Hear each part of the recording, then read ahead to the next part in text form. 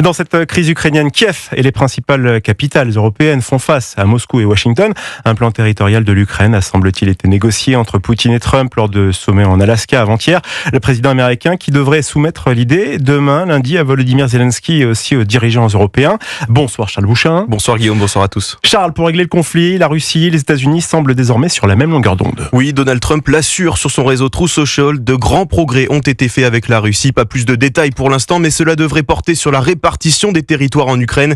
Vladimir Poutine demande que les Ukrainiens quittent les régions de Donetsk et de Lugansk, quasi totalement occupées par les forces russes.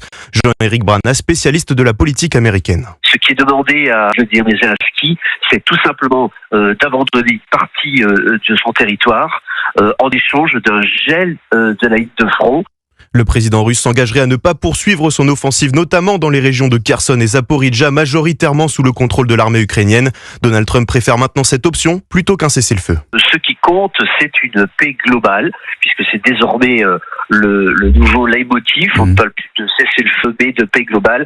Les États-Unis ont par ailleurs affirmé être convenus de garanties de sécurité solides pour l'Ukraine. La possibilité d'une clause similaire à celle de l'article 5 de l'OTAN sur la défense collective est sur la table, article qui prévoit que si un membre est attaqué, tous doivent l'aider à se défendre. La question de ces garanties devrait être discutée demain à Washington. Europe 1 sur Week-end, 19h04.